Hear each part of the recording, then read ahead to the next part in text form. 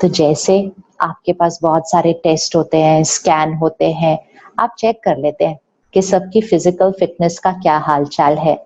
थोड़ा सा कोई किसी चीज में हिलता है शरीर में, तो आप उसका स्कैन करा के या उसका ब्लड टेस्ट करा के उसको तुरंत बता देते हैं एक दिन के अंदर कि ये आपको ठीक करना है। इसी तरह अपना स्कैन करना जरूरी है।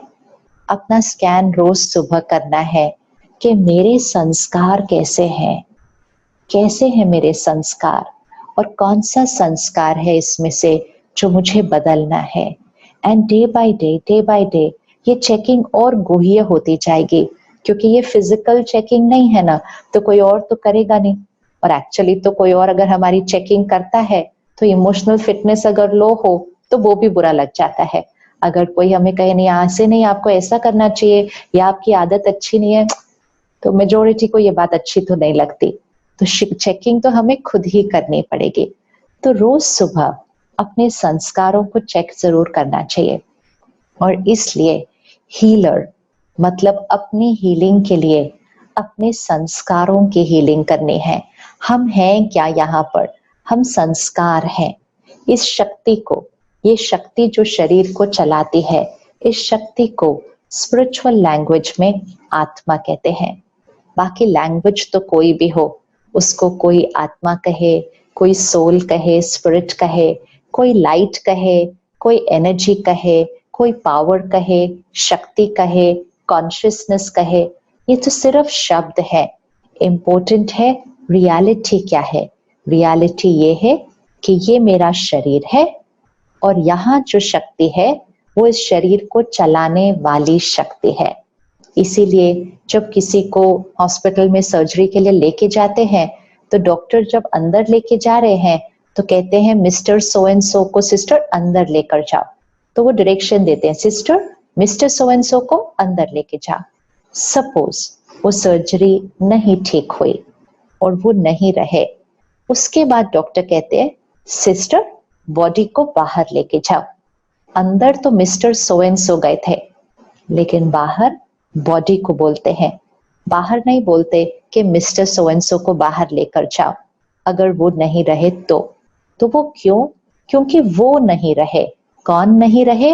वो जो ऊर्जा, वो जो एनर्जी, वो जो आए, वो अगर नहीं रहे इस शरीर में वो नहीं रहे, तो वो शरीर छोड़ दिया उन्होंने, तो फिर डॉक्टर कहेंगे सिस्टर बॉडी को बाहर लेकर जाओ। तो ये हमारी वोकैबुलरी है, लेकिन इस वोकैबुलरी को हमने कभी गहराई से सोचा ही नहीं कि क्या चला गया जो हमने कहा बॉडी को लेकर जाओ। फिर बाहर आके हमने फैमिली को क्या कहा? आई एम सॉरी, आपके ये सदस्य नहीं रहे, मतलब वो चले गए, वो इस शरीर में अब नहीं है। तो वो जो शक्ति है उसको स्पिरिचुअल लैंग्वेज में आत्मा या सोल कहते हैं। तो वो शक्ति 3 चीजें करती है। एक, वो सोचने का काम करती है, तो हम उसको मन कहते हैं। फिर वो निर्णय लेने का काम करती है, तो हम उसको इंटेलेक्ट कहते हैं। सो माइंड, इंटेलेक्ट, मन, बुद्धि। फिर जो निर्णय हम लेते हैं वो हम कर्म में लेकर आते हैं। तो हमने सोचा, फिर निर्णय लिया, फिर उसको कर्म में लाया। और कोई भी बात जब हम बार बार कर्म में लाते हैं तो वो हमारी आदत, हमारा संस्कार बन जाता है। तो ये जो शक्ति है आत्मा, ये 3 काम कर रही है। Mind which thinks, intellect which decides, and संस्कार which gets created by repeated karma।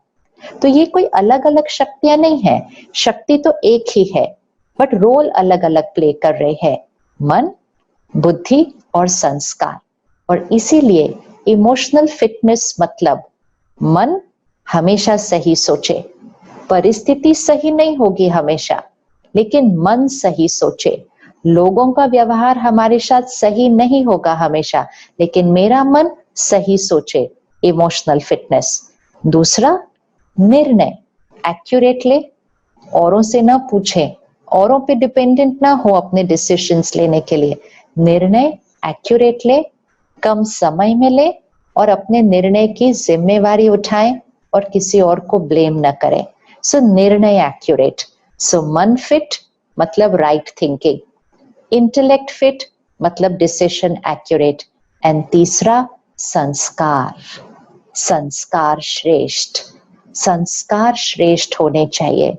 तो हर आत्मा के जो ओरिजिनल संस्कार हैं वो है purity, peace, power, love, knowledge, happiness and bliss. इसीलिए उसको सतोगुणी आत्मा कहते हैं। सतोगुणी आत्मा मतलब ये 7 गुण, ये 7 संस्कार हर आत्मा के हैं। प्यार, शक्ति, शांति, पवित्रता, ज्ञान, सुख, आनंद, सतोगुणी आत्मा, ये 7 संस्कार। बाकी जो आजकल हमारी आदतें बन गई हैं, टेंशन, चिंता, दर्द, ये आत्मा के ओरिजिनल संस्कार नहीं है, ये तो ऊपर से लगे हुए दाग है। तो इमोशनल फिटनेस, हीलिंग मतलब वो दाग हटते जाएंगे और आत्मा के ओरिजिनल संस्कार इमर्ज होते जाएंगे। तो सुबह का कुछ समय निकाल कर हमें अपने संस्कारों की चेकिंग और अपने संस्कारों को चेंज करने की विधि के लिए रखना है। ये बहुत जरूरी है, क्योंकि जो हम यहाँ हैं वो हमारी एनर्जी फील्ड बनेगी, वो हमारी ऑरा बनेगी और हमारी एनर्जी फील्ड हीलिंग करती है।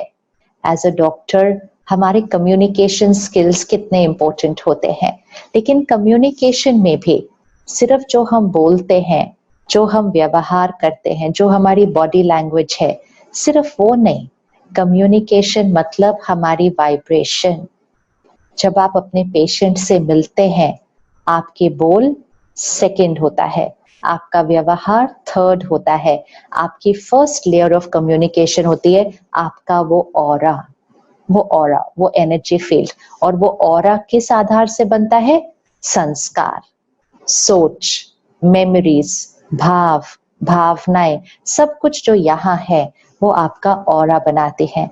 और इसीलिए जब हम देवी देवताओं के चित्र देखते हैं, जब हम धर्म स्थापकों के चित्र देखते हैं, तो देखिएगा चित्र आज जरूर अपने घर पे, हर चित्र में उनके पीछे एक वाइट कलर का ऑरा दिखाते हैं, सफेद एनर्जी फील्ड। तो वो वाइट मतलब emotional fitness 10 always, spiritual fitness 10 always, मतलब ये जो बैटरी है ये बिल्कुल चार्ज्ड। और इसीलिए उनको देवी देवता कहते हैं। देवी देवता मतलब जो देने वाले हैं। तो वो सिर्फ धन नहीं दे रहे, विद्या नहीं दे रहे, वो वाइब्रेशन दे रहे हैं, वो दुआएं दे रहे हैं, उसको दाता कहते हैं, देवी देवता कहते हैं। और जो देवी देवता दे रहे हैं, तो जिनको वो मिल रहा है उनकी हीलिंग होती है। तो हीलर भी, आप सब भी, डॉक्टर्स भी, नर्सेस भी सारा दिन सबको दे रहे हैं। तो आपका ऑरा कैसा होना चाहिए, आपकी इमोशनल फिटनेस कैसी होनी चाहिए, ताकि हर एक जो आपसे मिले वो 1 मिनट, 2 मिनट या कहीं 5 मिनट के लिए आपके कैबिन में, आपकी ओपीडी में आता है, बैठता है। कितना टाइम मिलता है आजकल हर एक को मिलने के लिए भी, तो वो 5 मिनट में भी उसको आपसे ऐसी ऊर्जा मिले कि उसकी वाइब्रेशन चेंज हो जाए। तो वो दाता, इसके लिए आपका ऑरा भी वाइट की तरफ होना चाहिए। और वाइट की तरफ ऑरा करने के लिए हमें ये बाकी सारे दाग तो मिटाने ही पड़ेंगे और अपने ओरिजिनल संस्कार, purity, peace, power, knowledge, love, wisdom, happiness and bliss, in original संस्कारों को इमर्ज करना पड़ेगा।